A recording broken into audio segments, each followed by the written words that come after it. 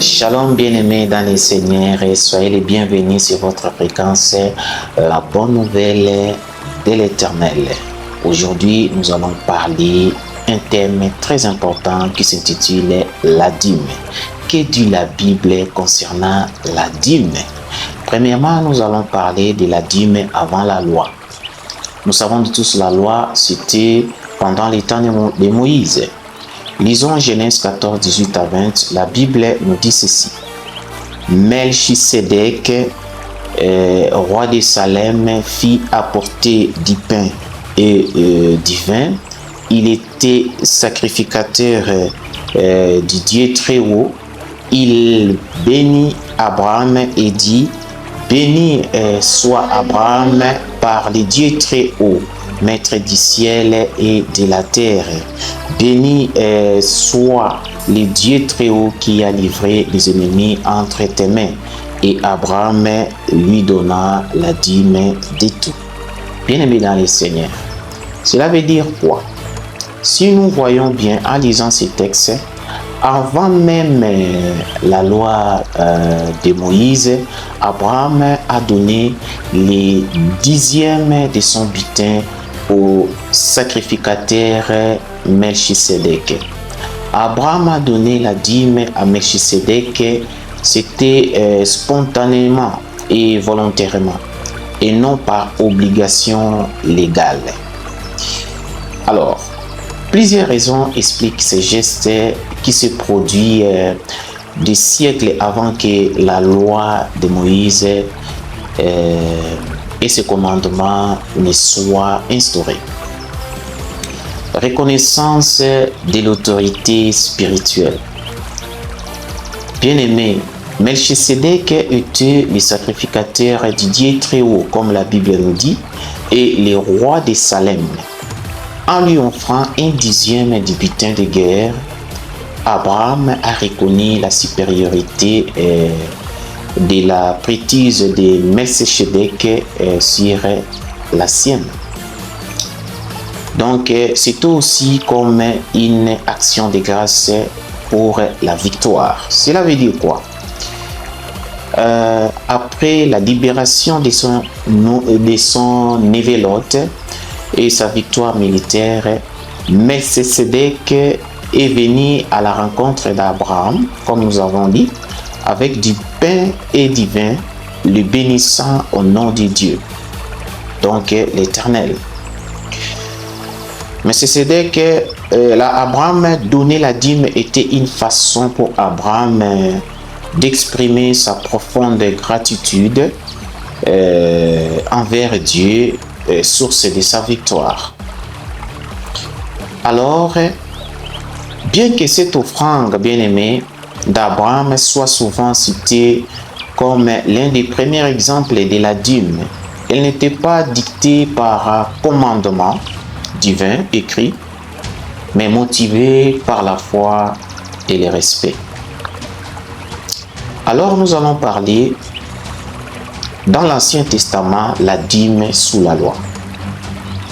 La dîme était un impôt ou un commandement légal et obligatoire pour tous les Israélites afin de subvenir aux besoins de la tribu de Lévi qui s'occupait du tabernacle et du temple.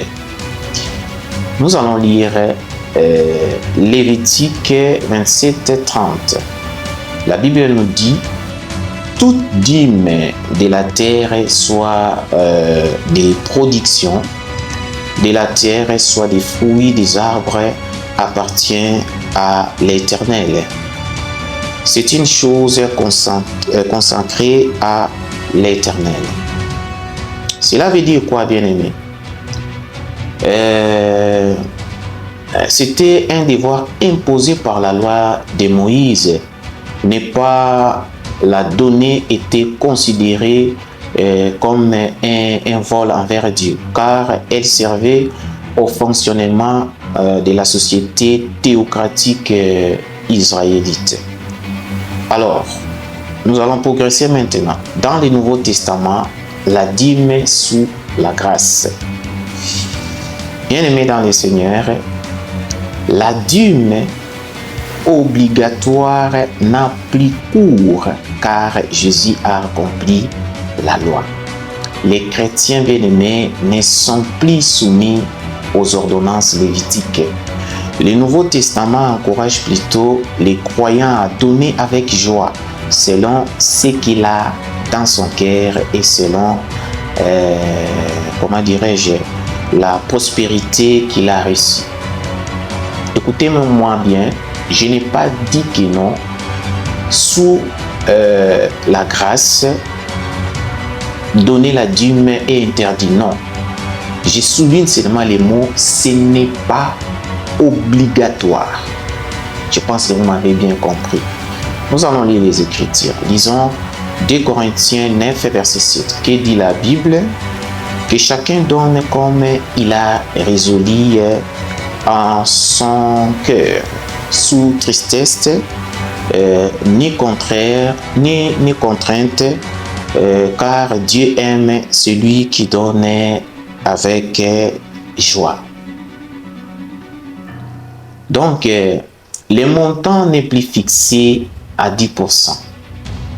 Le croyant détermine lui-même son offrande en fonction de sa foi et de son amour pour l'œuvre de Dieu. Bien-aimés, sachez bien que si vous donnez avec un cœur sceptique, cela veut dire un cœur sans joie ou sous la pression de votre église, il vaut mieux garder votre argent. Sinon, vous les gaspillez en vain, les donnant à un individu et non à Dieu. Je peux nous dire encore ceci. Et puis, je peux nous poser encore une question. La dîme est-elle obligatoire au temps de la grâce? Je réponds directement, non. La dîme n'est pas obligatoire pour les chrétiens. La Bible déclare ceci. La Bible déclare vraiment clairement que les chrétiens sont libérés du joug de la loi de Moïse. Jésus a condamné l'hypocrisie d'un de ceux qui payaient scrupuleusement la dîme tout en négligeant les choses importantes de la loi. Jésus n'a pas nié la dîme. Mais ce que Jésus a dit, nous allons lire maintenant dans Matthieu 23. Que dit la Bible?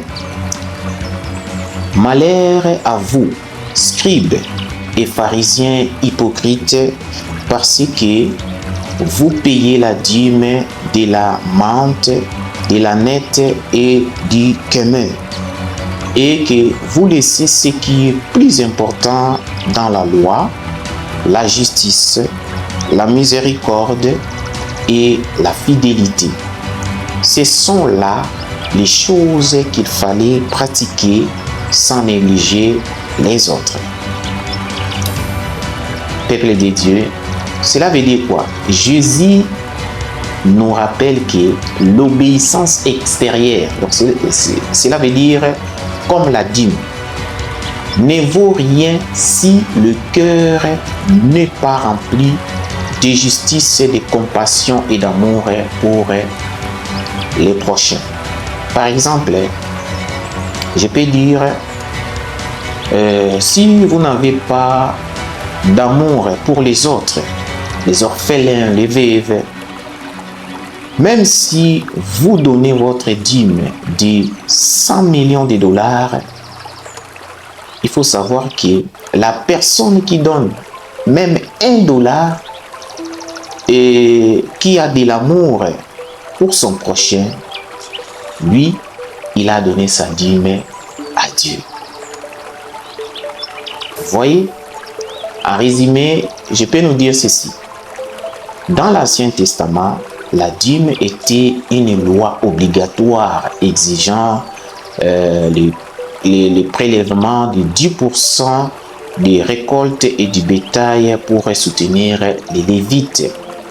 Tandis que dans le Nouveau Testament, la dîme fixe n'est plus une obligatoire. La Nouvelle Alliance encourage plutôt la générosité volontaire guidée par la foi, l'amour, la reconnaissance et proportionnelle. Par exemple, dans notre temps, donner votre dîme, ce n'est pas obligé seulement de donner les 10%. Mais par exemple, si vous gagnez 100 000 $, vous voyez que si vous enlevez les 10%, c'est combien? C'est 1000 $. Vous donnez à Dieu. Vous voyez que non, ça ne va pas vraiment peser.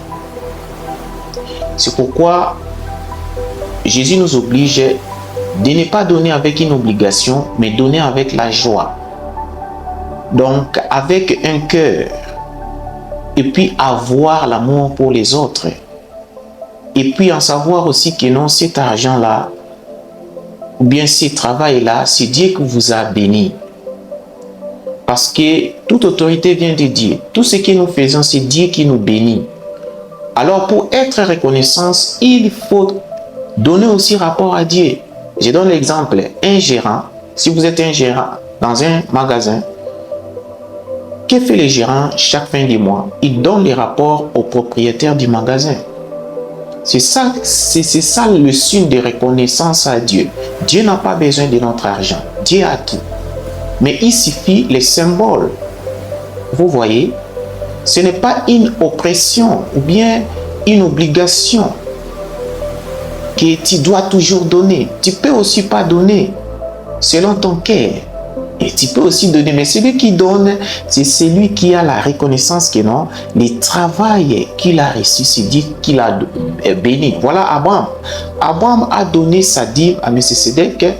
C'était dit à récompenser Dieu, que la victoire venait de Dieu, ce n'est pas de lui. Vous voyez bien aimé dans le Seigneur. C'est dans ces contextes-là. Alors, je peux poser encore une autre question. Quelle est la meilleure dîme que Jésus-Christ nous recommande? Selon vous, mettez dans vos commentaires, mais moi je vais donner la réponse ici. Ne trichez pas et raisonnez bien. Quelle est votre meilleure dîme à donner à Dieu? Est-ce que c'est ton argent? Est-ce que c'est ta richesse? Mettez ça dans les commentaires. Mais moi, je vais donner maintenant la réponse. Ça se trouve toujours dans la Bible. Jésus ne nous demande pas simplement un pourcentage matériel de nos revenus, mais le don total de nous-mêmes et un amour actif pour Dieu et notre prochain. La dîme que Jésus recommande implique de lui donner la première place dans toutes nos actions, dans toutes nos activités. Lisons Marc chapitre 12, verset 30 jusqu'à 31. Que dit la Bible? La Bible nous dit: tu aimeras le Seigneur ton Dieu de tout ton cœur, de toute ton âme, de toute ta pensée et de toute ta force. Voici les secondes. Tu aimeras ton prochain comme toi-même. Il n'y a pas d'autre commandement plus grand que ceci. Cela veut dire quoi, bien-aimé dans le Seigneur? La plus grande dîme ou offrande que vous pouvez faire selon Jésus, ce sont vos priorités et votre vie tout entière.